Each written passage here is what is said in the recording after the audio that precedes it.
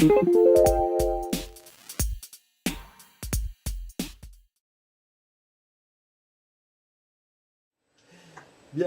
Alors, bonjour Indicien.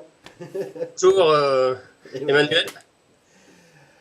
Euh, Excuse-moi, je suis un petit peu malade.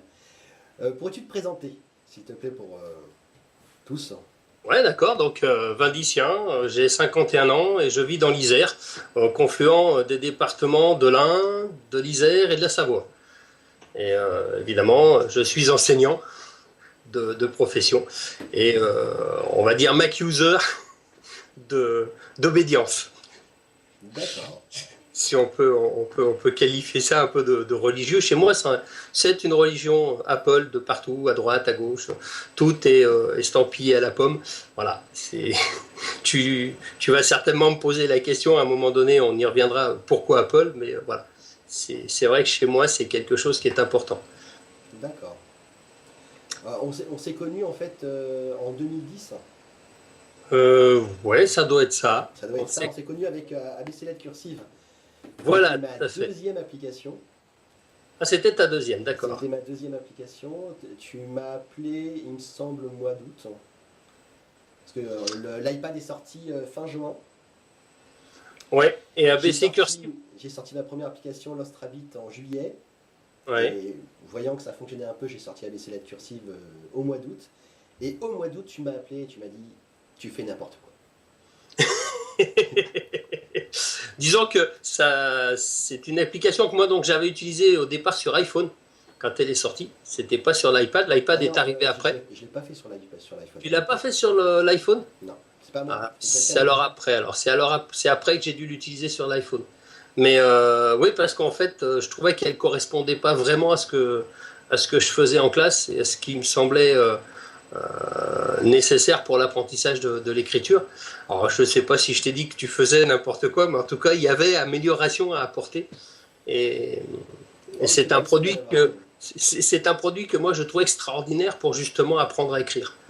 Mhm. On a, on retrouvait dans ton application les fichiers que l'on utilise en classe et qui sont, je dirais, classiques.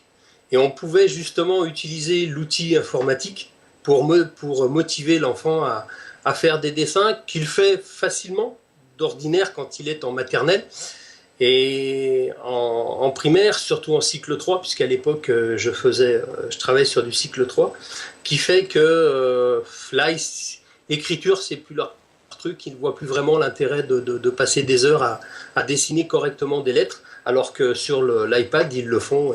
Ils le font même d'eux-mêmes, ils le prennent, ils vont prendre leur iPad et puis ils dessinent, ils se mettent à faire de l'écriture, à essayer de retrouver la majuscule un peu compliquée qu'ils n'arrivent pas à faire d'habitude, etc. Donc moi, ça me permettait effectivement d'associer les deux et d'avoir un produit facile d'utilisation et surtout motivant à utiliser. Avec des plus grands, puisqu'à l'époque, j'étais en cycle 3. D'accord. Aujourd'hui, je vais du CP au CM2. ABC cette cursive, c'est un sacré truc. Déjà parce qu'elle est passée en pub chez Apple. Mhm. Je sais pas si tu te souviens des pubs télé. Oui, tout à fait. Mais parce qu'il y a quand même 12 versions hein, de l'écriture à l'intérieur. De 12 personnes qui m'ont appelé et qui m'ont dit mais monsieur vous faites n'importe quoi. Comme quoi, il y a plein de façons de faire n'importe quoi. C'est ça. Non, mais je pense qu'aujourd'hui, aujourd'hui, c'est un produit qui est relativement complet. Bah, j'y ai pas touché depuis un moment. Hein. J'y touche juste pour mettre à jour par rapport à iOS 9 qui sort, etc. Mhm. Mais sinon j'y touche plus beaucoup. Il n'y a pas grand chose à. Il y a Non, de nouvelles applications à faire, oui, mais celle-là, je pense qu'elle est à peu près finie. je pense que celle-là, elle a atteint sa maturité. Ouais, c'est ça. Et même dans l'utilisation, à regarder les élèves l'utiliser régulièrement, je vois pas ce qu'on peut apporter de plus. Bah, après, c'est la possibilité que l'enseignant mette ses propres lettres. Oui, qu'on trouve quand même avec Fait comme moi, Oui, mais qui n'est pas organisé.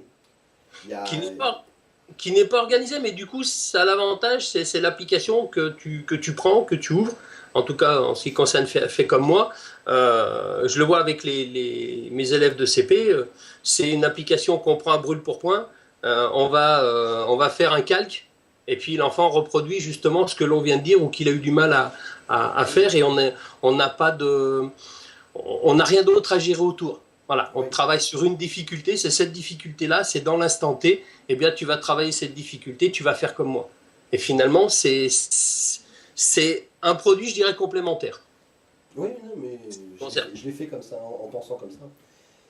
Mais bon, voilà. Donc, deuxième question. Oui. Pourquoi avoir choisi ce métier? Pourquoi avoir choisi ce métier?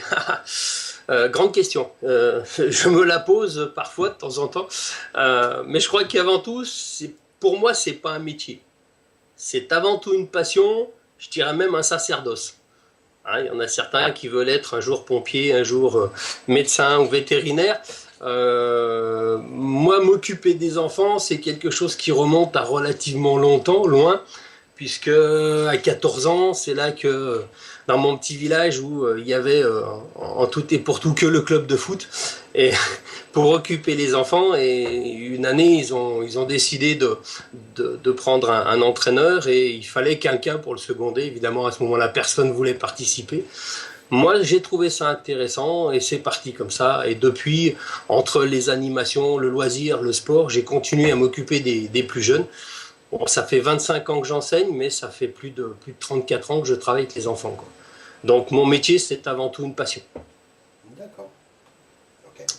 Ensuite, peut-être que c'est aussi la question à laquelle j'essaye de répondre parfois. Je pense que c'est aussi par rapport à mon parcours scolaire, qui est loin d'être des plus exemplaires. Et j'étais relativement forte tête, indépendant. J'ai eu pas mal de difficultés à rentrer dans le moule, comme on dit, surtout au collège et au lycée. Et j'ai eu la chance de rencontrer tout au long de ma scolarité quelques enseignants relativement marquants et qui m'ont apporté quelque chose, qui m'ont transmis des valeurs. Et j'ai trouvé que cette transmission-là, c'était quelque chose d'extraordinaire. Donc, pour moi, c'est un peu un juste retour des choses. Voilà, c'est rendre ce que l'on m'a donné à un moment donné. Et je trouve que cet acte d'enseigner a quelque chose de fantastique. Je prends souvent l'image du jardinier. Je suis un jardinier des esprits. Je cultive une terre qui est fertile, mais sur laquelle il faut faire pousser des choses. Elle est pleine de potentialités. Et je sème, souvent ce que je dis aux parents, c'est je sème ça et là des graines. C'est pas moi qui en ferai la récolte, mais je fais partie de ces gens qui vont travailler le sol.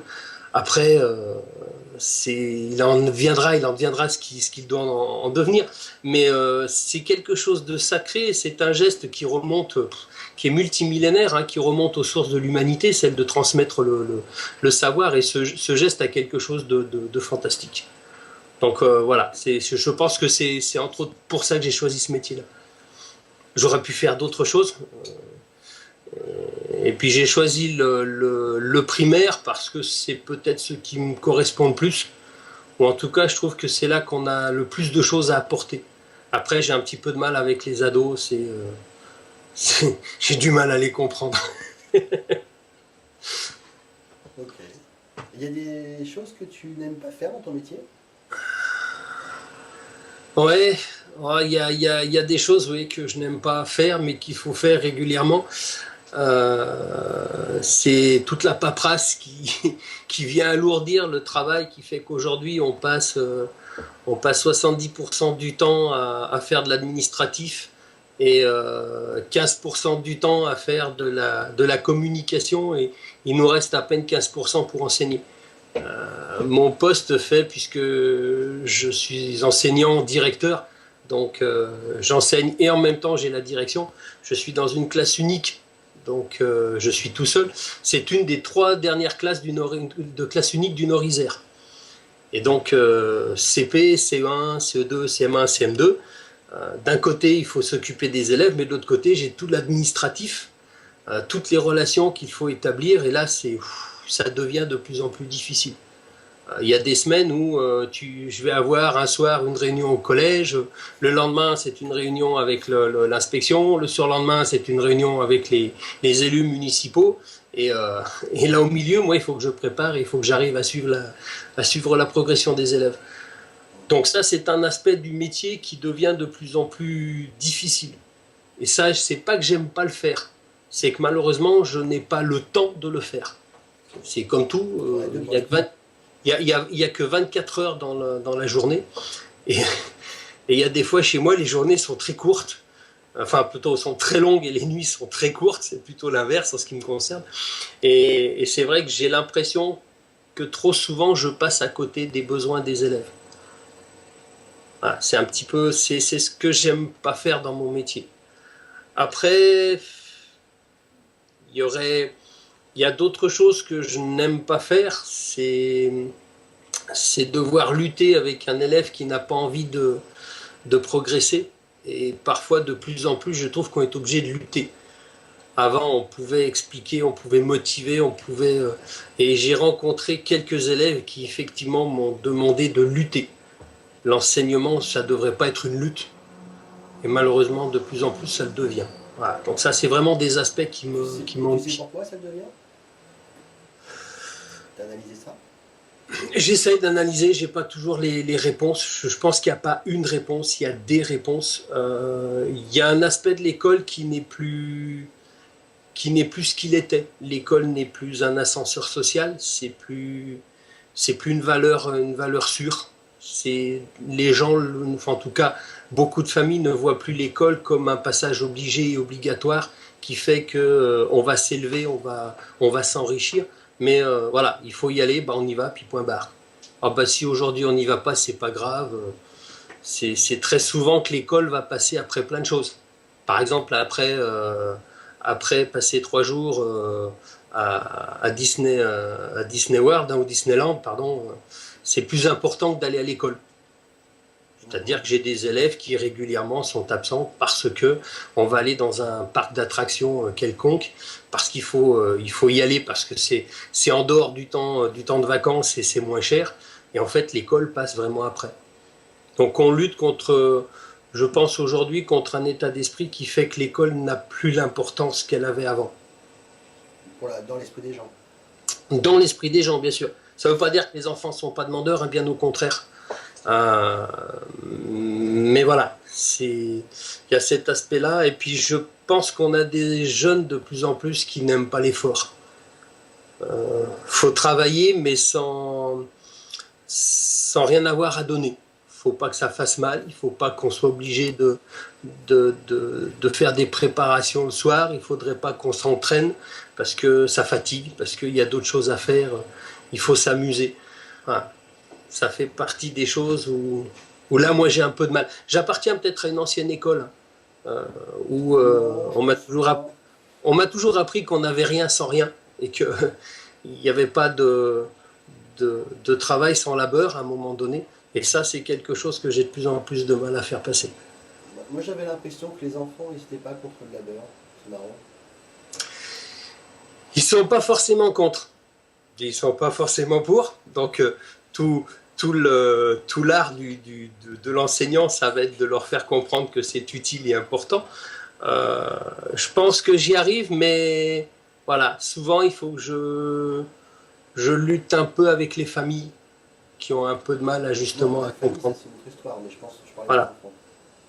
Mais moi, je reste persuadé que les enfants restent demandeurs. Ils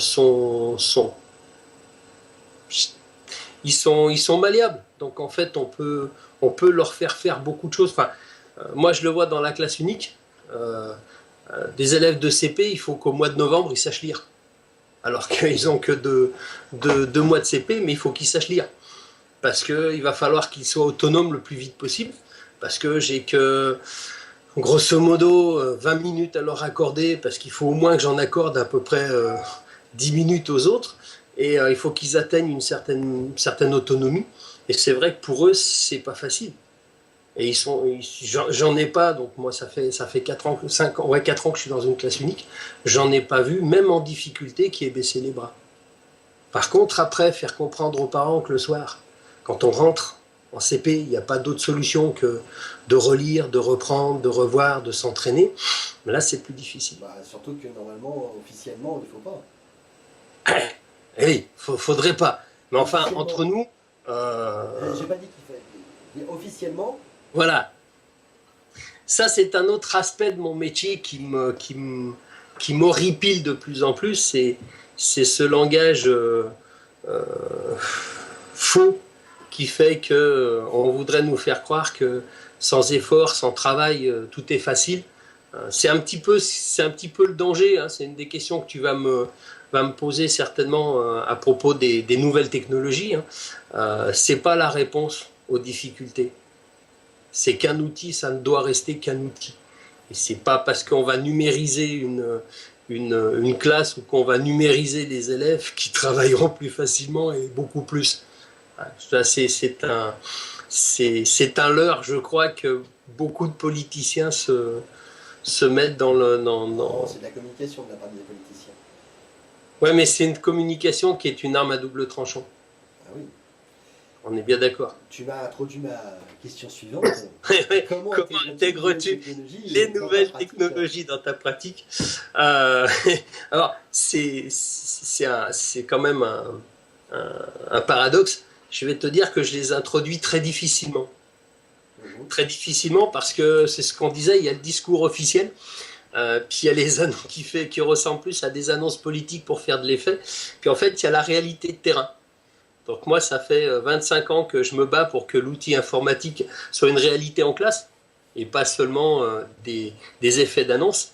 Bon, je dirais par rapport à 25 ans, on y est presque, c'est presque là, mais il y a encore pas mal de difficultés et le chemin est encore long parce qu'il y a des embûches financières, des embûches matérielles.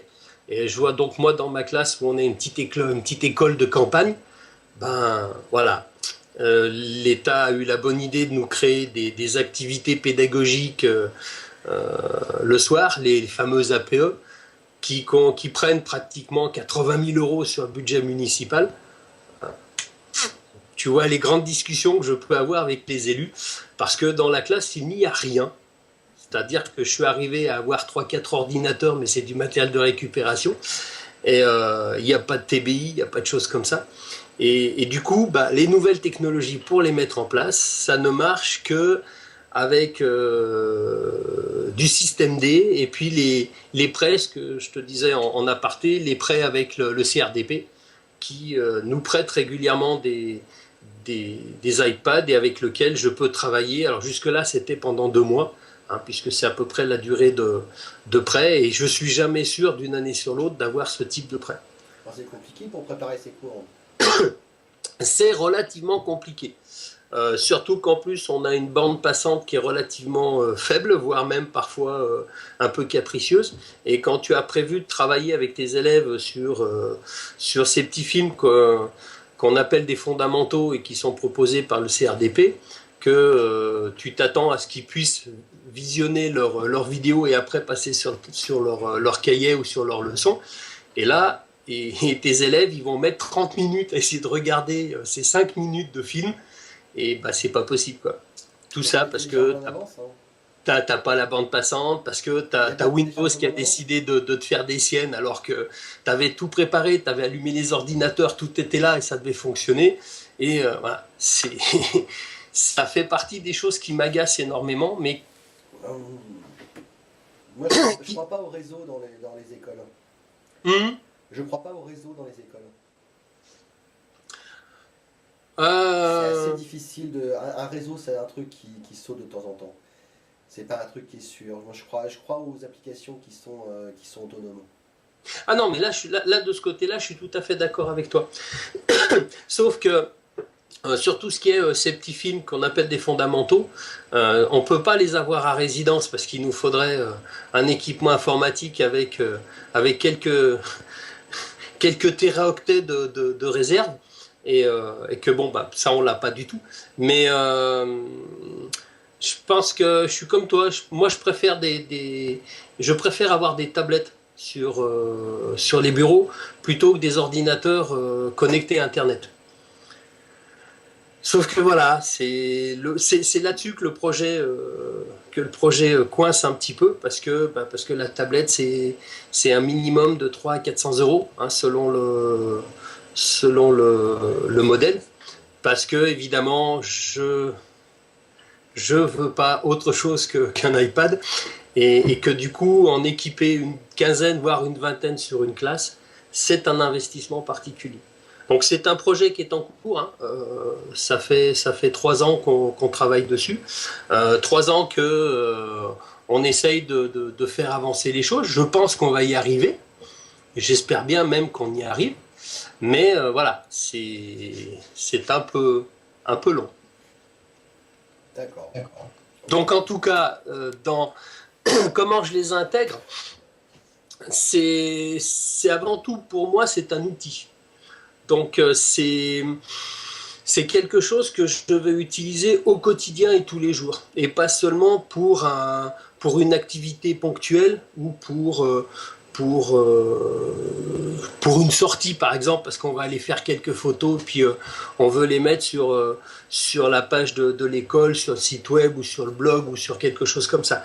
Pour moi, c'est vraiment aujourd'hui l'outil informatique, et c'est là où je te rejoins, que je préfère la tablette, c'est vraiment un peu le couteau suisse que j'ai dans mon bureau et que je vais sortir à la place d'un dictionnaire, que je vais sortir parce que je veux aller chercher un renseignement sur Wikipédia, parce que je veux aller vérifier quelque chose. Tiens, je viens de lire quelque chose dans ma leçon et je ne le comprends pas, et bien je vais prendre l'iPad pour essayer de trouver mes réponses. Donc je l'utilise tous les jours.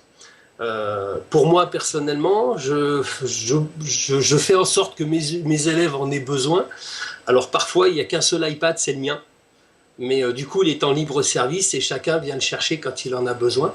Quand on en a plusieurs, et bien à ce moment-là ils sont dans les bureaux, et quand les CP vont travailler sur un son, une fois qu'ils ont travaillé avec moi, une fois qu'ils ont fait leurs exercices sur leur fichier, bien ils vont sortir leur iPad pour refaire les mêmes exercices.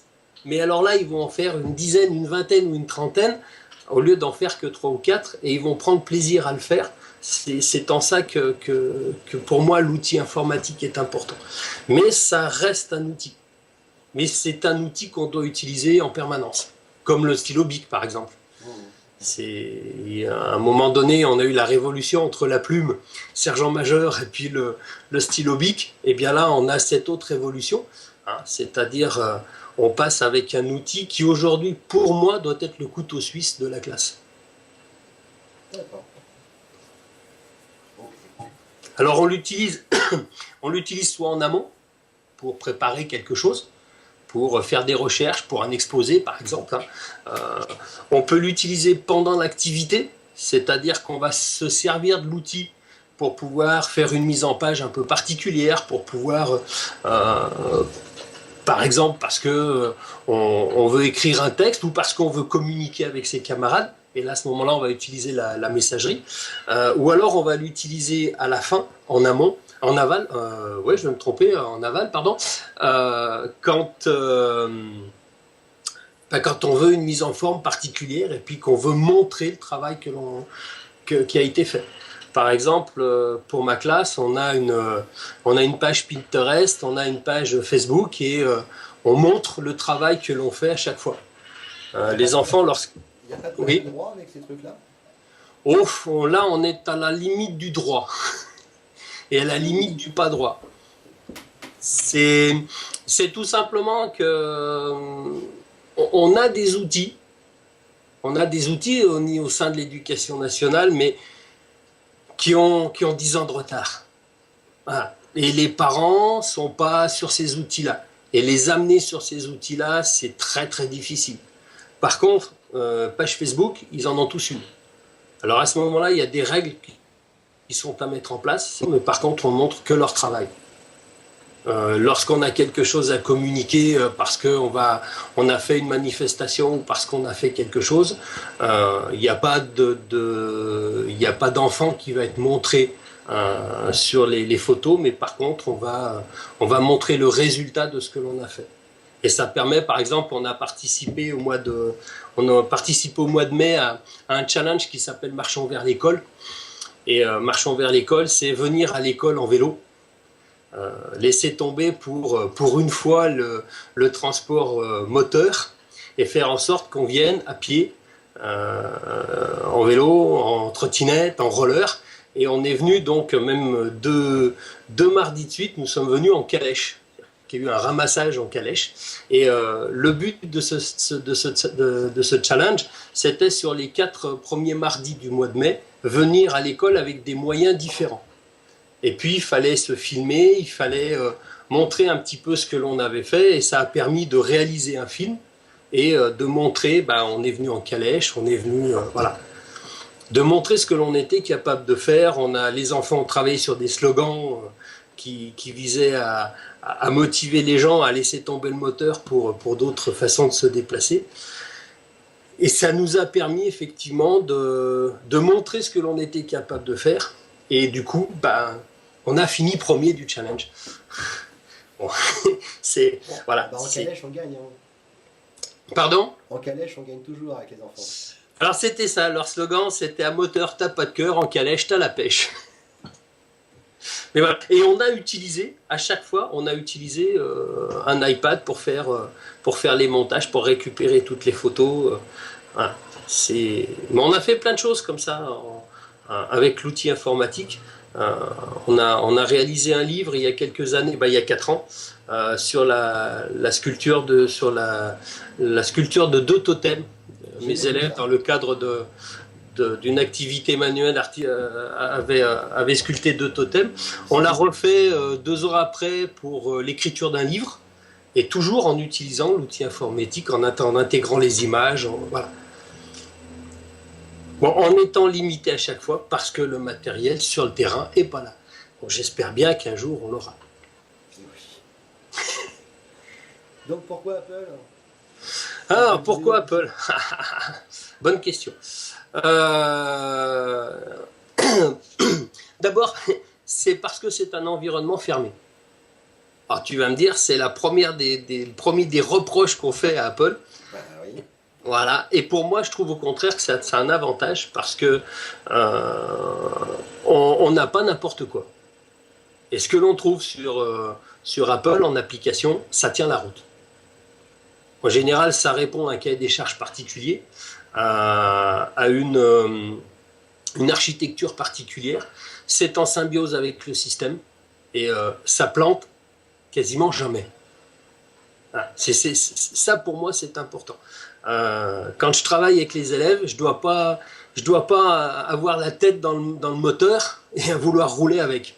C'est pas possible. C'est-à-dire que quand je dis voilà, vous prenez telle application, vous allez faire telle chose, il faut pas que je passe mon temps à aller à droite à gauche parce qu'il y en a un qui n'arrive pas à faire ceci ou qui n'arrive pas à faire cela. J'ai grosso modo 10 minutes à leur accorder pour chaque groupe, donc je peux pas me diluer dans de la gestion matérielle. Alors ça, pour moi, c'est le gros avantage. Ça veut pas dire que dans la classe, il n'y a pas de PC, il y en a, mais quand on les utilise, généralement, on a quelques difficultés. Ensuite, il me semble que c'est peut-être parce que Apple fabrique le matériel et l'OS, mais on a un matériel qui est fonctionnel, qui est intuitif, qui est fiable. Moi, jusque-là, j'ai jamais eu de reproche à leur faire. Mes enfants utilisent toujours les premiers iPads que Apple a sortis et qui fonctionnent toujours très bien, alors qu'on a déjà passé 2 ou 3 tablettes Samsung ou compagnie, quoi, qui ont rendu l'âme avant même d'avoir 1 an. J'ai plein d'élèves qui ont, pour Noël, parce qu'on utilise des iPads en classe, donc ils ont demandé à avoir aussi des tablettes. C'est visiblement pas le cadeau de choix, parce que ça tombe en panne, parce que voilà, au bout de 3 mois, 6 mois, ah ben non, ma tablette elle fonctionne plus, ah ben non, on n'arrive plus à faire ceci, on n'arrive plus à faire cela, alors que sur l'iPad ça change pas. Donc je pense que c'est ça. Puis c'est ce que je dis toujours, je suis aussi un Mac user depuis les années 90. Donc j'ai travaillé dans les 2 environnements, Windows et puis macOS, et il n'y a pas photo, quoi. Pour réaliser un document, je mets pratiquement 25 minutes de moins sur Mac que sur PC. C'est l'habitude. Oui, pourtant j'ai l'habitude des 2 environnements, mais la façon de travailler, la façon d'utiliser le logiciel est plus intuitif, plus fonctionnel sur Mac que sur PC. D'accord. Alors, Sur tablette, c'est pire encore. Puis en même temps, il n'y a pas que ça. Tu prends une tablette sous Android, tu vas dans les onglets, tu vas sur l'Apple Store et tu cherches les applications pour travailler avec les élèves ou avec des enfants. Ouais, bah, il n'y a pas beaucoup de choix. Tu trouves plein de choses, alors en chinois, en japonais, en anglais, un petit peu sous toutes les formes, mais qui soient vraiment pensés intelligemment et pour que ce soit utilisé, pour que ce soit productif, bah, il n'y a pas grand-chose. Alors que tu prends l'Apple Store, tu lances une recherche et tu trouves plein, pour pas dire beaucoup d'applications. Elles sont pas toutes utilisables, enfin en tout cas en classe elles sont pas toutes utilisables, mais on a des produits qui sont plus sérieux, qui sont plus finis, qui répondent plus à un usage pédagogique. C'est un petit peu le danger de certaines applications où on va faire tout. Je ne sais pas si tu te souviens d'Adibou sur PC. Hein, au départ, c'était une idée géniale et c'était bien. Et ça a fini en grosse usine à gaz où l'enfant passe 15 minutes à jouer pour 3 minutes de travail. Or, pour moi, en classe, c'est pas le but. Ouais, ce n'est pas un logiciel pour la classe, hein, Adibou. Non, c'était pas un logiciel pour la classe. Mais on retrouve à peu près la même chose avec certaines applications sous iOS où on a un petit peu la grosse usine et malheureusement on perd l'objectif principal. Et ça, c'est pas utilisable en classe. Ça, c'est valable à la maison. Pour moi, c'est plutôt le côté ludique qui est en trop. Parce que enfin, le terme ludique est un peu galvaudé. Oui, c'est un petit peu ce qui me gêne parce qu'on pense tout de suite au jeu. Je sais pas si tu te rappelles de Bimat. J'ai fait un petit truc Bimat avec une abeille qui attrape des... Oui, avec l'abeille, oui. Ça a été une expérience assez intéressante parce que au départ j'avais fait l'abeille qui bougeait avec l'iPad et les gens trouvaient qu'elle était trop difficile à manier.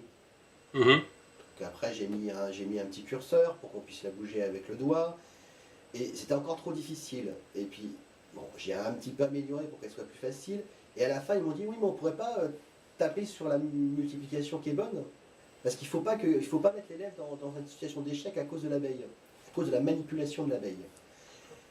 Sauf que ça n'a plus rien de ludique. C'est plus un jeu. Si l'abeille, on ne peut pas la déplacer et qu'on ne peut pas faire des erreurs de manipulation, bah, ce n'est plus un jeu. C'est un habillage ludique sur un quiz. Mais c'est un quiz.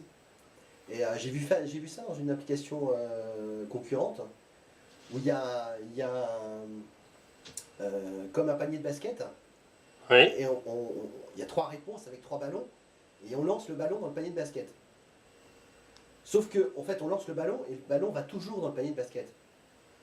C'est-à-dire que, effectivement, il y a un panier de basket et un ballon, mais c'est pas un jeu. Ça reste un quiz. Et c'est un quiz avec un habillage ludique. Et donc c'est très difficile de faire les deux en même temps. De faire quelque chose qui est ludique, donc qui soit un vrai jeu, et quelque chose qui soit éducatif. C'est-à-dire qu'on peut apprendre par le jeu, mais est-ce qu'il faut absolument jouer pour apprendre? Là, j'ai quelque chose. Justement, quand on est en classe, on est là pour travailler. Voilà, tout à fait d'accord. On est là pour travailler. Et donc le côté ludique, non. Et le problème, c'est que si on montre un côté ludique, mais qu'en même temps, c'est pas drôle parce que ce n'est pas ludique, la mayonnaise ne prend pas avec les enfants. Ça peut pas trop. Alors, elle prend pas, mais elle prend quand même parce qu'il y a l'outil qui est là. Et l'outil, il a cet aspect magique, il a encore cette faculté d'attirer. Voilà, d'attirer et puis de faire que les enfants ont envie. Maintenant, après, je pense que c'est toute une éducation à l'utilisation.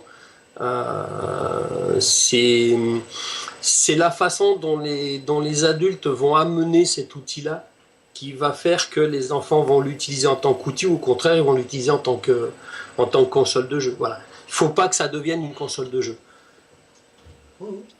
Non, mais l'équilibre est très difficile. Hein. Et donc, Adibou, dans un premier temps, avait à peu près réussi cet équilibre, surtout pour la maternelle. Ouais. Mais dès qu'ils ont commencé à monter en gamme, parce qu'ils ont fait la version pour le collège, hein, ils ont été très loin, non, ça marche plus. Ah non, mais ça c'est... Parce que l'équilibre entre le ludique et l'apprentissage, ils l'ont perdu. Et du coup, moi je trouve que sous iOS, on a peu d'usines à gaz. On a peu d'applications qui sont complètement inutiles. Maintenant, c'est vrai qu'il faut faire un choix. Et on est obligé de faire un choix. Après, il y a le problème de ce qui se vend. Hein. Oui, c'est certainement que ce qui nous convient à nous ne se vend pas. Il y a ce qui se vend et ce qui plaît à Apple.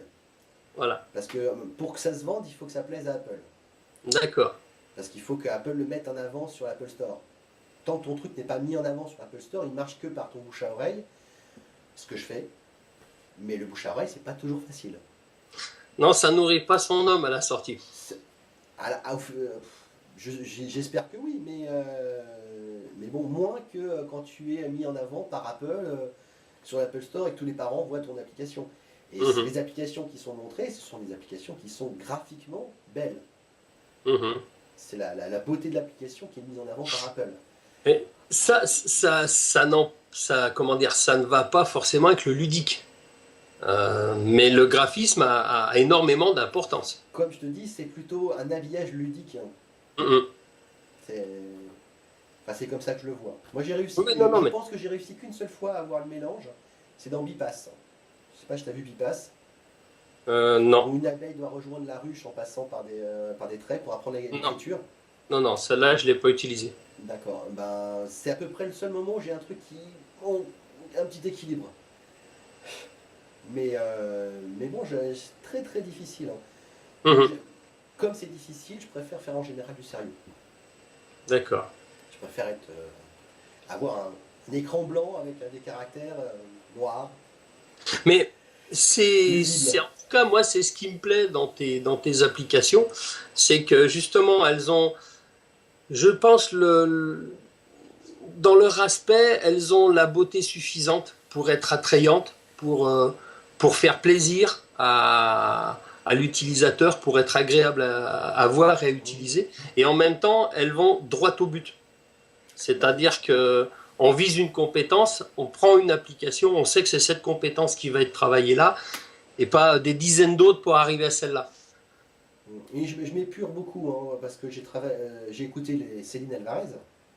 Donc, j'écoute. Hein. et ils vont pas te jouer dans la classe. Et j'ai travaillé avec des orthophonistes,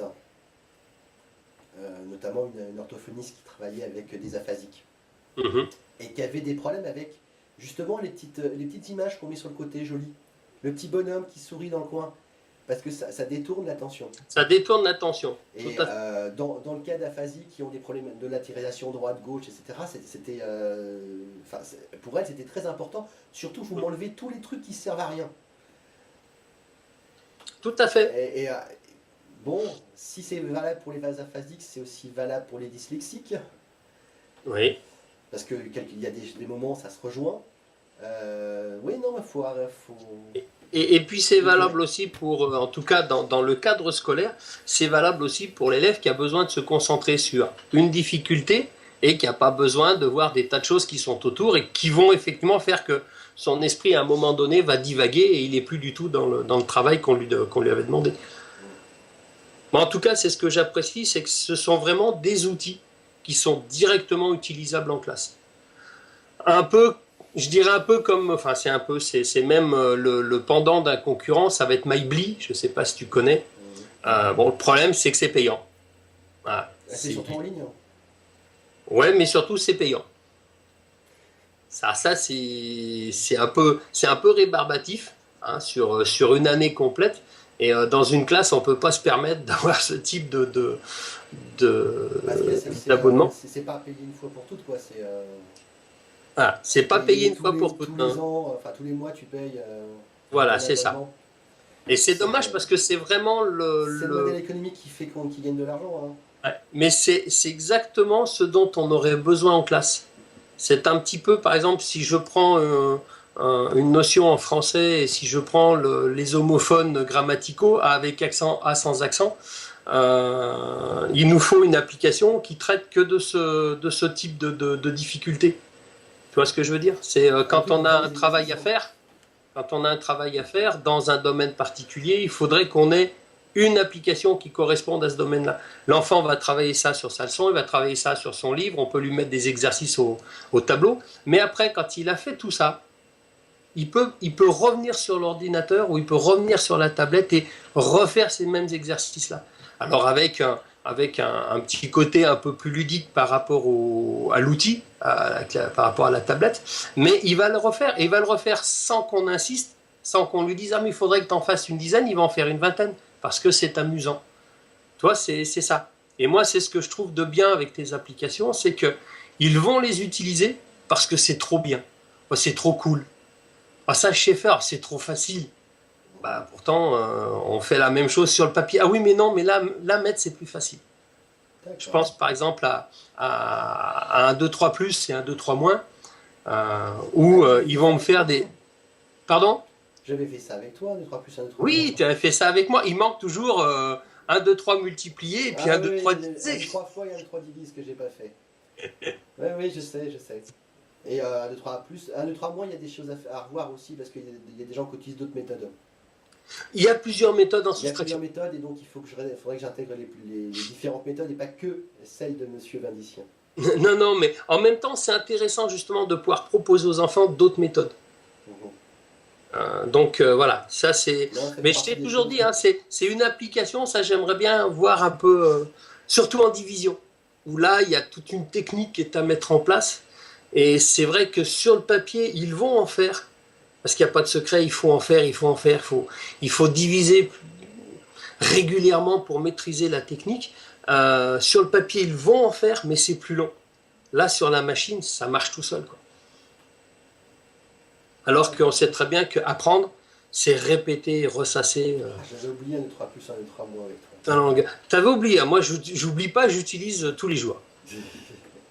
Il y a des applications comme ça, c'est comme la grammaire. Hein. Tu m'avais fait les exercices de grammaire et tu m'avais fait découvrir du bois-buise.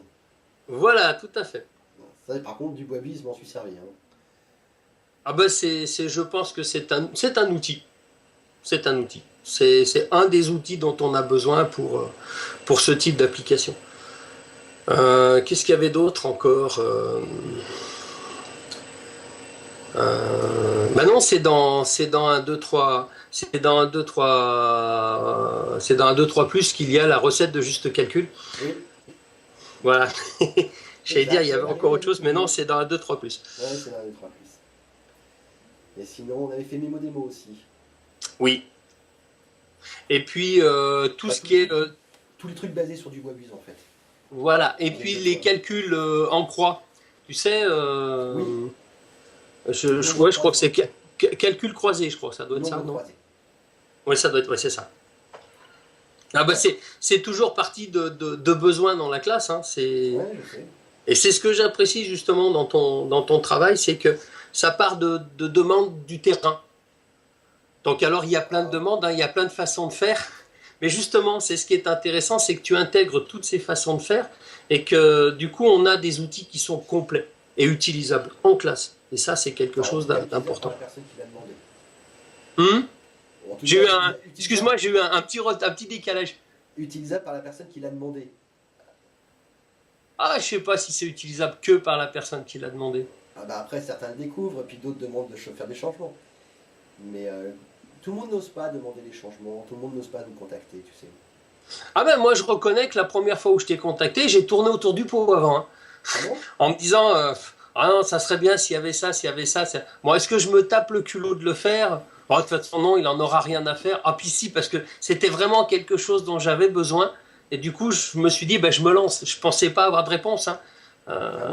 Quand tu m'as répondu en me disant, oui, très bien, qu'est-ce que je peux faire pour améliorer? J'en étais le premier étonné. C'était pas quelque chose d'habituel. Je pense que c'est quelque chose qui est apparu là avec ce type d'application. Avec les développeurs indépendants. Voilà, qui vont être plus attentifs, parce que peut-être ils ont besoin d'être plus près du public, mais qui vont être plus attentifs à la demande du terrain, qu'on n'a pas avec des gros producteurs comme Hachette ou comme Génération 5, par exemple. Eux, ils font la pédagogie, ils ont des spécialistes de la pédagogie chez eux. Donc, Ouais, mais il n'y a oui, pas une pédagogie, il y a des tas de pédagogies. oui, mais en même temps, pour rester logique sur l'ensemble de leur bibliothèque, c'est logique hein, Ouais, de suivre la méthode de quelqu'un. oui, tout à fait. Mais C'est logique. Après, ça peut ne pas te convenir, mais ça reste logique. ça reste logique. Maintenant, En à tout cas, ils ont pas... l'utilisation, à l'utilisation, on y trouve aussi quand même des coquilles et puis des erreurs qui ne devraient pas être imprimées, mais qui sont là, alors qu'ils ont certainement beaucoup plus de monde pour pouvoir vérifier le travail avant Ils sont mise en ligne. hein, c'est des PME. Hein. C'est pas des grosses boîtes, hein, c'est des PME. Hein. Hachette, non, mais les Nathan, c'est une petite boîte. Hein. Mhm. C'est pas tous des grosses boîtes. Et puis, Hachette Éducation, c'est une petite boîte. Pardon. As-tu des conseils à donner aux enseignants qui voudraient intégrer une tablette dans leur classe? Ouais, foncer, c'est l'outil idéal. D'accord, bon ben voilà.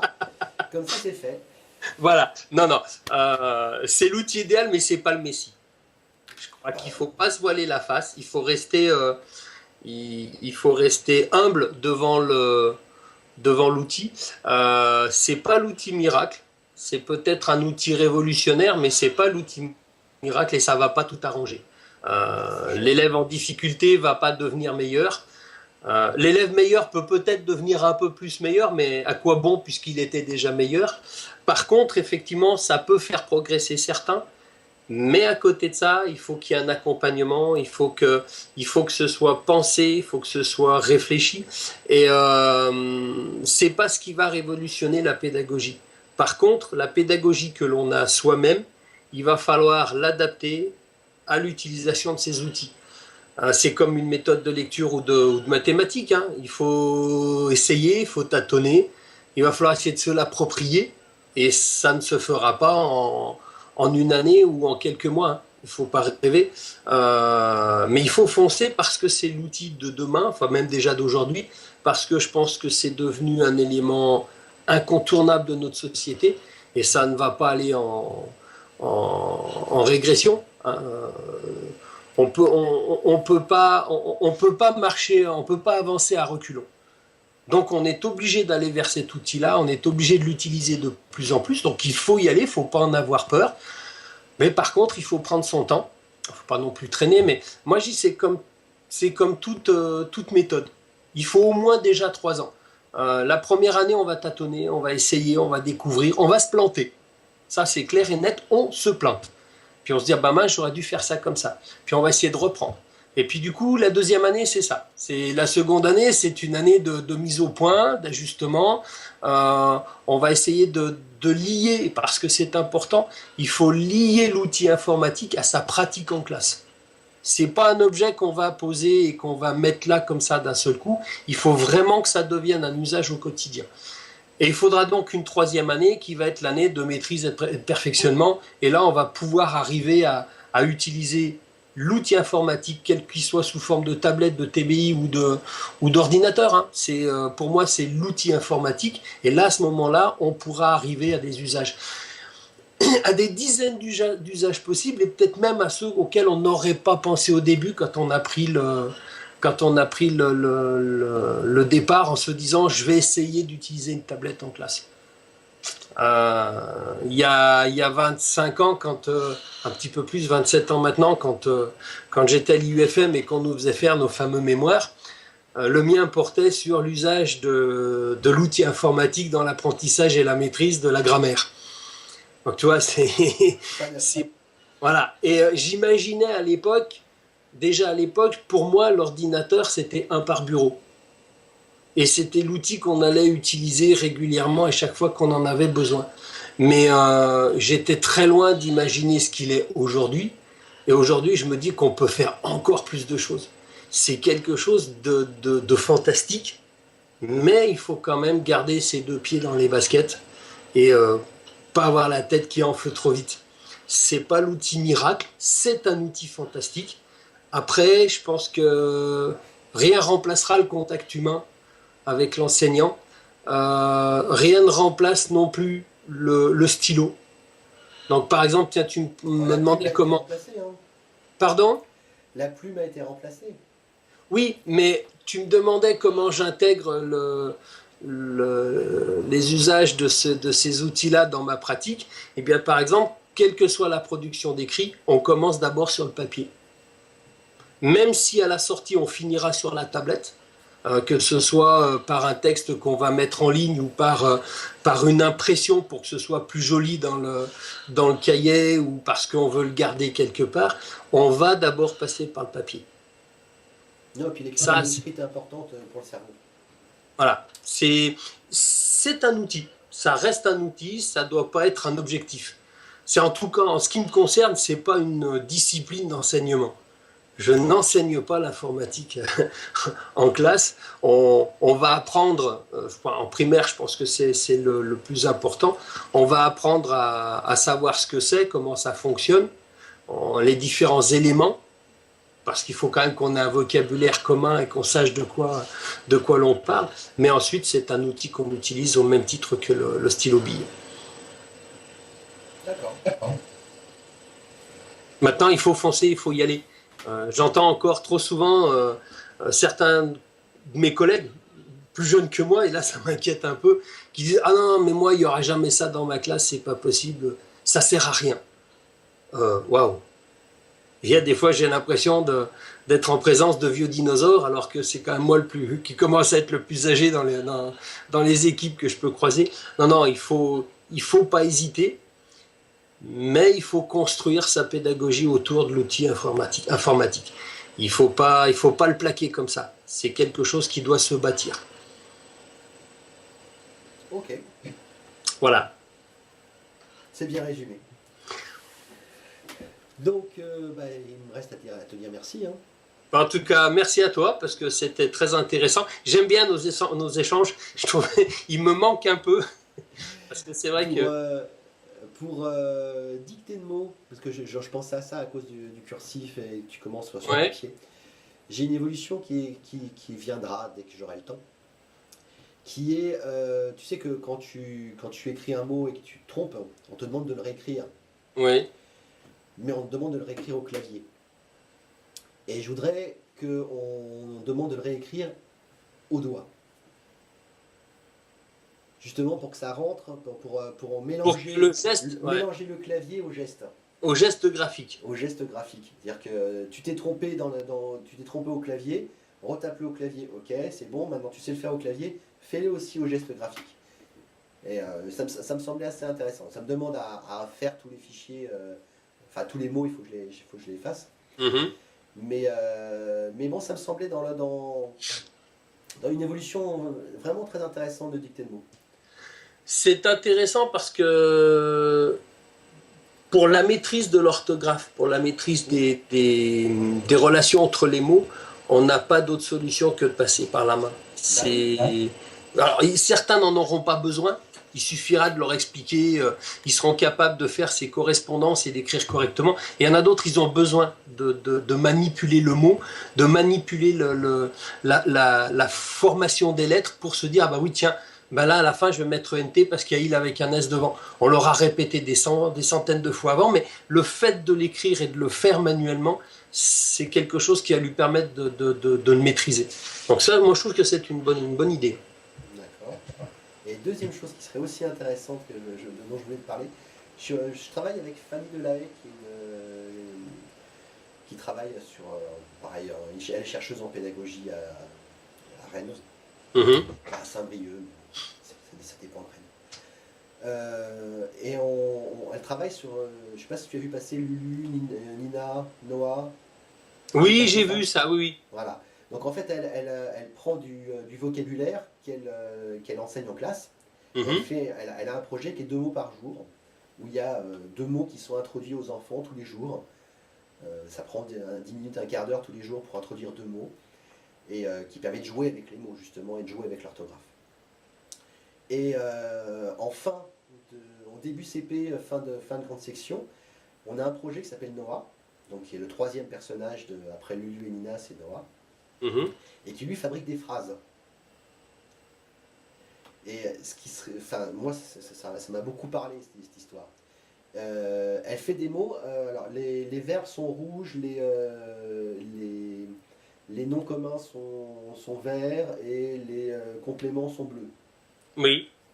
En général, c'est un peu les couleurs qu'on utilise. Voilà, à peu près ça. Enfin, je suis pas sûr des couleurs, mais c'est à peu près ça.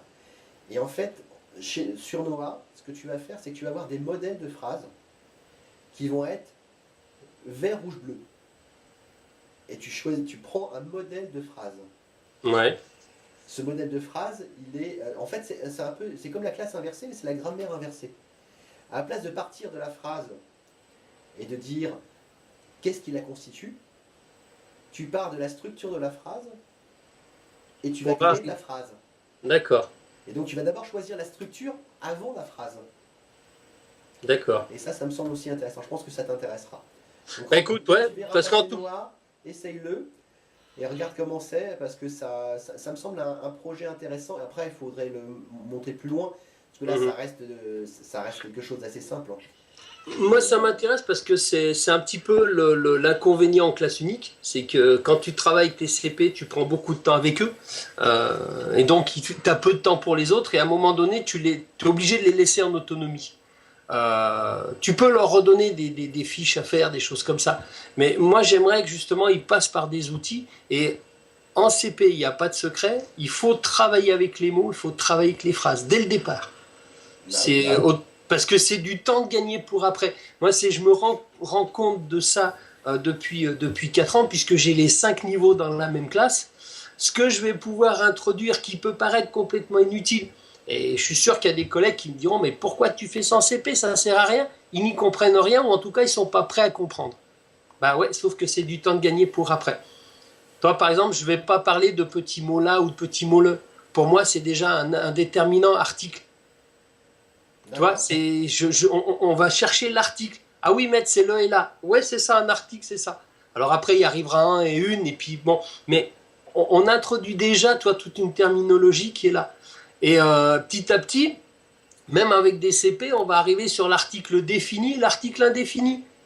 Parce que, ah oui, la fille, ah ben c'est celle dont on parle, je la connais. Une fille, ah oui, maître, quand on met une, on n'est pas très sûr, on ne sait pas qui c'est. Ah ben c'est au féminin, mais on ne sait pas qui. Toi, c'est des nuances qu'ils arrivent à sentir ça assez rapidement, et c'est gagné pour le reste, quoi. En tout cas, moi, je vais regarder. C'est peut-être plus simple en classe unique parce que tu les as d'un bout à l'autre de l'année, enfin de leur scolarité. Ah ouais, ça aide. Tu peux avoir une pédagogie qui se tient sur 5 ans. Voilà. Ça aide. Puis même, je sais pas, moi je trouve que c'est une aventure particulière. Parce qu'on a vraiment la totalité du primaire et qu'on les voit vraiment évoluer et qu'on peut se dire, bah tiens, j'ai pas fait ça l'année d'avant, ça me manque. Ou au contraire, j'ai fait ça l'année d'avant, bah finalement, j'aurais pu m'en passer parce que c'est maintenant que ça peut se mettre en place. D'accord. Bon, c'est parfois plus difficile aussi parce que voilà, parce que c'est unique. Toi, t'es pour la classe unique. Ah oui. C'est pas réalisable de partout. J'en suis tout à fait conscient. C'est une volonté, c'est pas. Non, je suis plus pour des classes à effectifs plus réduits. Bon, j'ai quand même 21 élèves dans la classe, hein, mais quand on voit des CP avec 30-31 élèves, c'est pas possible, quoi. C'est là où c'est fantastique. Moi, j'ai 4, 5, voire 6 CP. Je suis assis au milieu d'eux et je travaille avec eux. On fait la lecture, ils sont autour de moi, c'est des échanges, on va jouer sur les mots, on va essayer de travailler le ton et on va faire les clowns quelque part pour arriver à mettre le ton, mais à chaque fois, voilà, il se passe quelque chose. T'as pas ça quand t'as 32 gamins devant toi qui apprennent la même lecture, que tu vas faire lire 30 secondes sur 3 mots parce que tu peux pas les faire lire plus longtemps, quoi. T'as un niveau par table, en fait. Ouais, presque. C'est un niveau par table. Ouais, c'est pratique. Bon, Je ne te tiens pas plus longtemps, je suis sûr que tu as plein de choses à faire, même si c'est l'été. Ah ben, il pleut plus, donc mon jardin m'appelle. Alors bon jardinage. Eh ben, en tout cas, merci Emmanuel, et puis au plaisir. Quand tu veux. Si un jour il faut recommencer sur une application plus particulière, pourquoi pas, ça me plaît. D'accord, bon, on va faire ça alors. Ça marche. Ciao, à bientôt. À bientôt, ciao.